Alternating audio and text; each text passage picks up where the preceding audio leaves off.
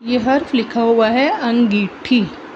ठीक है, बच्चे इसकी बहुत गलत शेप बनाते हैं, बच्चों को समझ नहीं आती हमने कैसे बनाना है, स्पेशली ये ठ की शेप कैसे बनानी है और ये वाली चीज़ जो है हमने लाइन के साथ कैसे टच करनी है।